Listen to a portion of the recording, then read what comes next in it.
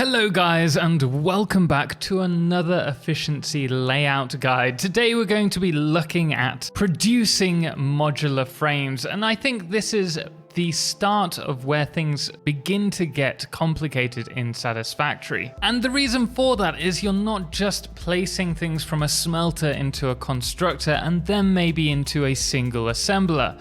You have to use multiple assemblers in order to produce these. And between the large amount of resources being produced and also the lack of greater logistics, this makes it very complicated early on, especially for someone who's trying to get their head around automation for the first time. But don't worry, today we're going to be covering all three of the recipes available to us. We have the vanilla modular frames recipe, the bolted frame recipe, and the steeled frame alternate recipe as well. But do remember that if you are going to be using the steeled frame or the bolted iron frame alternate recipe, you will have to unlock that alternate recipe in one of these drop pods and then research it in the MAM. Otherwise you won't have access to that. Each of these layouts are going to be producing 20 modular frames per minute. And as you can see, it is quite a large build. This particular layout is a 17 wide by 16 high grid. Obviously you can condense this a little more if you want, and with these particular builds I have decided to color code them so that it should be a little bit easier for you to follow along with. If you do find this color coding useful, do let me know in the comments below so that we do this in each of the builds. Starting off with the vanilla recipe, you will note that we have 16 smelters here. They're going to be fed by 480 iron ore per minute, split between two sets of 8 smelters, and we have color coordinated these. In the top left, we have 3 red smelters. Those are going to merge together to send the iron ingots off to become screws. I should mention also, in all of these recipes, we are using the casted iron screws recipe. That is an alternate recipe. You could use the normal rods one, but it makes the build a lot larger. And the casted iron screws is pretty easy to get early game. Beneath the 3 red smelters, there is a pink smelter that is running its resources around and across to the central 8 smelters, which are also pink. They are taking all of their resources, 270 iron ingots per minute, across to the iron plate line. On the right hand side, we have 4 more smelters. Now these are all painted white. They're going to be taking 120 iron ingots up to the next section, which is going to be the 8 constructors here. These constructors are all going to be set to iron rods and then merge together before taking their resources up to the final line, but we'll get to that shortly. Next to the iron rod line, we're also going to have another 8 constructor manifold. It's actually a 9 constructor manifold, but we've set it the same way as the 8 to the right, which was for the rods, and then placed a single constructor on the end. And all of these are then set to iron plates, and they're being fed by the pink line, which is the iron ingots coming from the smelters. All of those are going to be sent along to an assembler line, which we'll get to shortly. But before we do that, we need to talk about screws. Now, unfortunately, the screws are being produced too fast for us at this stage. We have 360 total screws on a line. So splitting that between 2 lines, that's 180 each. So you're going to have to use the Mark III line in order to run the screws to the next section.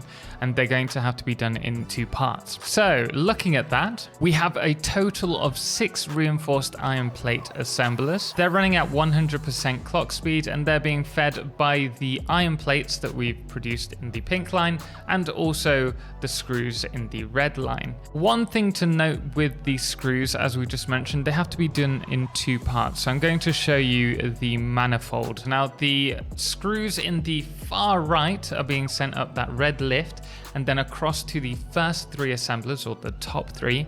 And then we have the second line, which is taking the screws to the furthest left 3 assemblers, and there's no connection in between. The assemblers are producing a total of 30 reinforced iron plates per minute, which are then being run along a merging line to connect to a manifold of a total of 10 assemblers. And these are also going to be connected to the rods merging line. So those rods are going to run along to the manifold and run above the reinforced iron plate line, where they're going to be fed into those assemblers, where they'll be producing a total of 20 modular frames per minute. And I should mention that is going to consume a total of 400.305 megawatts in order to run, and that's using the casted screws alternate recipe. So this is the most power hungry of the setups. So one thing that you might want to bear in mind if you are looking at using an alternate recipe is that it's going to save you power versus the vanilla recipe, but not necessarily resources, which brings us to the next one. But before we do so, if you want to check out these layouts yourself, you can by grabbing the save. It's one of the bonuses that we offer to our patrons along with blueprints at the moment. And don't worry, it's not just modular frames that you're going to get the layouts to. We also have reinforced iron plates done, rotors, motors, stators, steel, turbo fuel, and the normal fuel power plants layouts as well. So we've got plenty more to come, but if you're interested, you can check it out. I'll put a link to the Patreon below. The next recipe that we're looking at is going to be the bolted frame recipe. This is going to be using a 13 by 17 grid, almost mucked that one up, and it's going to consume a total of 500 iron ore per minute. So it's actually using more iron ore per minute than the previous vanilla recipe. However, it does come at the perk of using only 325.014 megawatts in order to run. So it's actually less power consuming. I don't know the word for that.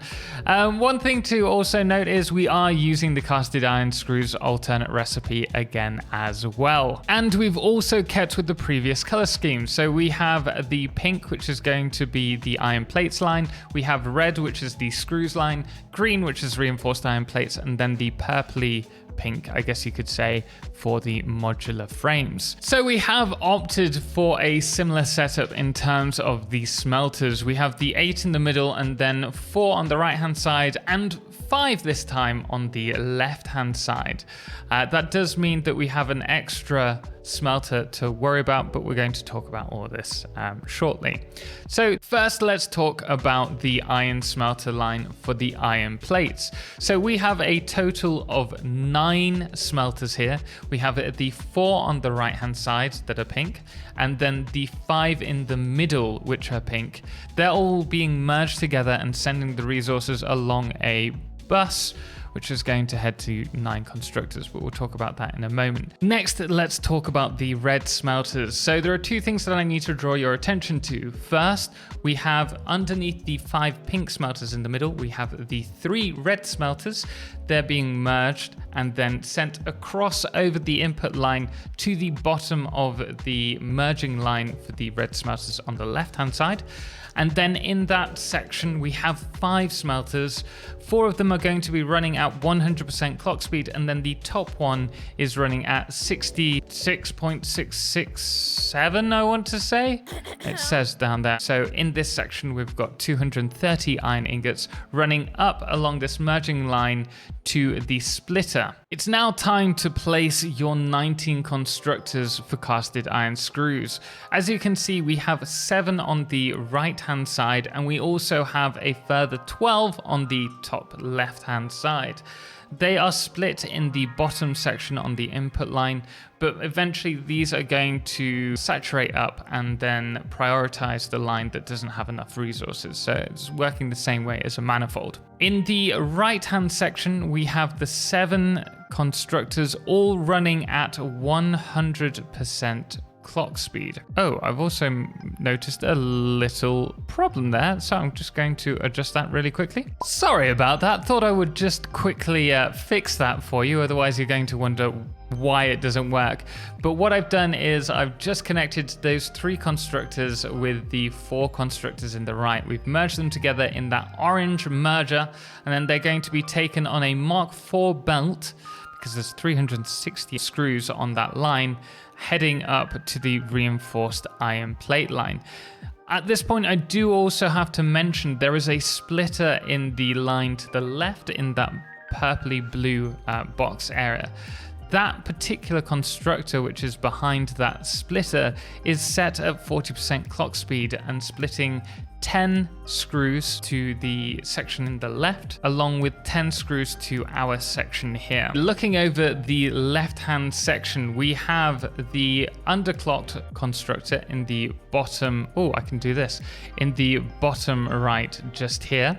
And then we have all of these 11 constructors set to 100% clock speed, producing the casted iron screws. All of these are being merged at the top in this section.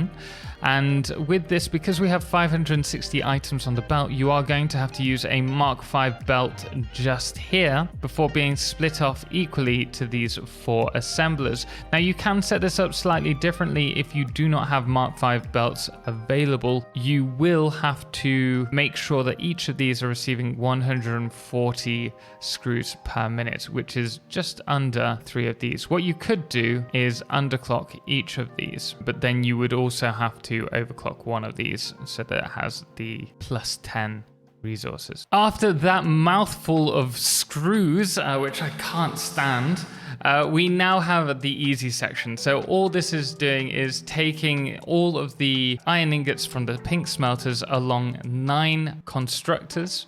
Each of these are going to be set to 100% clock speed, producing iron plates.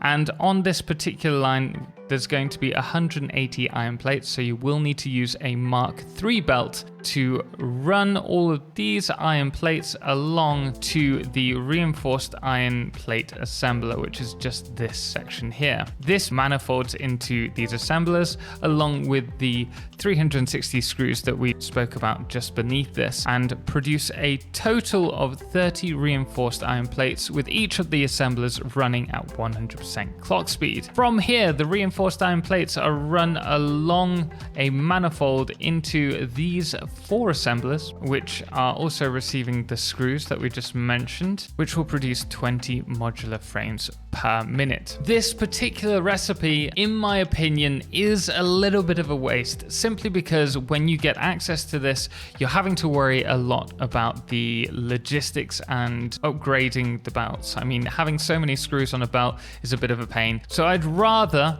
unlock the steeled frame recipe, which we're going to be talking about next. Once again, we are going to be producing 20 modular frames per minute, and you can use the steel screw recipe for this if you have it unlocked. We are still using the casted iron screw recipe though. For this, we're going to have a 11 wide by 14 high grid, and for this we're going to be consuming a total of 100 coal and 260 iron ore. The first thing that you're going to want to do is place down the 3 foundries. Now these are going to be set to steel ingots, with 2 of them running at 100% clock speed, and then the third one running at 22.22% clock speed, so that you're producing a total of 100 steel ingots per minute. This is being fed by 100 iron ore and 100 coal. You're then going to need to take the other 150 iron ore and send that to the smelters. So the 3 to the right are being merged along with the bottom smelter on the left-hand side, and then those 4 smelters are running directly into those 4 constructors set to iron plates running at 100% clock speed. And those are going to go onto a manifold for reinforced iron plates, which we'll talk about shortly. Next, let's talk about the smelters for the screws. So we have one that is going to be set at 100% clock speed, and then we have the second one, which is the top one for me, set at 33.33333. You get the point. That is all going to be merged and then run across to those 4 screw constructors, taking those screws up into the assembler line. And these are running at, oh, what have I done here? I've definitely added one too many assemblers here. So we're just going to remove one. There we are. And so here we have the 3 assemblers. 2 are going to be running at 100% clock speed and 1 running at 66.67% clock speed. Those reinforced iron plates are going to run across to the modular frame assemblers, which is the next one. You'll be producing a total of 13.333 reinforced iron plates per minute from that line. And that's going to be connected with these 4 constructors, which are going to be producing steel ingots, steel pipes. Oh, goodness me, it's too late. It's like 2 o'clock in the morning. They're going to be producing steel pipes running at 100% and then 1 at 33.333. Oh, there's a lot of 3s in this build. You get the point. They're going to be producing a total of 66.667 steel pipes per minute to run into the manifold at the top, where we're now producing our steeled modular frames. And these assemblers are going to be, there's 7 of them, as you can see. I hope there's 7 of them. I might have mixed that one up as well. 6 of them running at 100% clock speed, and then the last one is running at 66.7% clock speed, so that we're producing a total of 20 modular frames per minute. Goodness me, that's been a mouthful. And there you are. That is all 3 recipes. One thing that I will mention with the steel frame recipe is it's firstly the easiest one, and the other thing is it only uses 230.807 megawatts. So it's actually more power efficient. You just have to be aware that you are using coal, which is a rarer material, in order to produce these. So you may not want to do that if you're currently on coal power and trying to make the most out of the coal that you have. But guys, I have to leave it there. Thank you so much for watching. Let me know what you'd like to see me produce in terms of the layouts builds next, and perhaps we'll get on to that. I did want to do plastic, but we're saving that for when I can actually show off the build that we've been working on in the main save. Which obviously we're having lots of problems at the moment. Speaking of which, if you want a video to watch now, do check out my new Let's Play series with the blueprints from the start. I'll put a link to that in the cards right now. But we are going to leave it there. Special thanks does go to all of our amazing supporters, most notably our solo clips patrons James Irwin, Firefless, Trebor, and Beowulf, as well as our Lunas, the Calamity, Ben, Star, Shoku, the MN Wolf, and that dude AW, as well as our Blood Moon of the day, which today is Blind Teacher. Until next time, as always, ciao for now.